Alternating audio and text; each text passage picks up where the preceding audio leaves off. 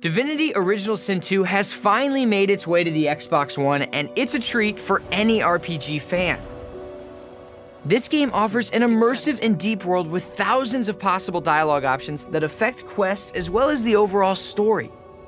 Now, we're no divine, but if you stick to our 5 tips, you might find yourself on your way to becoming one. Tip number 1, Gift of Gab.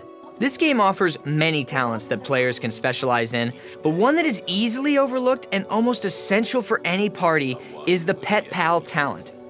As you adventure through the lands, you'll come across quite a few animals. These animals may seem irrelevant or just fluff to make the game seem more alive, but they're far more valuable than that.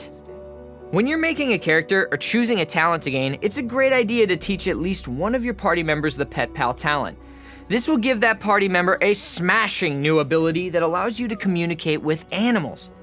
As you talk to animals along your journey, you'll learn that they have some useful insight on quests and the surrounding area. Some animals even offer quests themselves, which can yield some pretty amazing loot.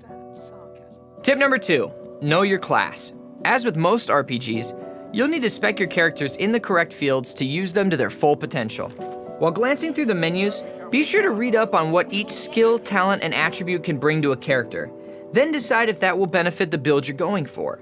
For example, if you have a character with a plethora of fire abilities, you may just want to toss some points in pyrokinetic to up the fire damage. Players have spent hours creating online guides to creating optimal builds that will match your desires to a T, so be sure to check online if you're looking to create an almighty being. Tip number 3, it's elemental, my dear Watson. Some enemy attacks contain elemental properties that can cause a lot of issues on the field. Though these attacks can hurt, many of these attacks can be used to your advantage. Fire can be destructive on its own, but if paired with a well-placed oil barrel or pool of poison, you'll have an explosive time. Adding water on the field can make enemies become far easier to freeze and shock, while also providing a slight resistance to fire. Tossing poison on the field can give undead allies a nice little HP pool. Tip number 4, get some sleep. One item that can be easily overlooked is the bedroll. You can find one early on the ship to Fort Joy. Now, this item might look like vendor trash, but it's an amazing one to keep with you. If equipped to your hotbar, it will allow you to rest. Though it can only be used outside of battle, you'll be able to regain health as well as a rested buff. The best part is this bedroll has infinite uses. It's essentially a bottomless health potion, which can be a major help in the early stages of Divinity, since you might not have a healer class character or a healing skill just yet. Tip number 5, mistakes in battle. Now let's face it, we aren't perfect.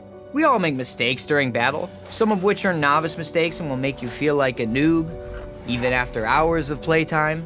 Heed our warning so you don't have to learn the hard way. First off, don't try to walk past enemies to target other enemies. There's a talent called Opportunist that most foes have. So when you get in melee range, they will strike you immediately, even if it's not their turn, essentially wasting AP and most likely your turn. Second, weaken enemies' physical or magic armor before you try attacks with status effects. If you try to knock down an enemy who still has physical armor, then the status effect will be blocked. If you try to ignite or poison an enemy with magic armor, then it will be blocked as well, essentially wasting a skill and AP for the round. Third, plan your moves. It's easy to accidentally walk into range of an archer or get a little too close to an explosive barrel. It's even easier to walk through poison or oil and completely ruin your chance of attack. You'll want to watch how much each move will cost you in AP, and then how much AP you'll have left to attack with. And fourth, you don't have to use all your AP. Any AP left can be used by a character in their next turn. Though Divinity Original Sin 2 has been out for the masses on PC, it's only in game preview for Xbox. Be sure to talk to Feedback Billy and give him your honest opinions. The story is vast, and the amount of branching paths and unique side quests makes the game feel as if it's overflowing with content. Each move and dialogue feels important to the story, which makes each attack feel like it matters, even if it's by accident.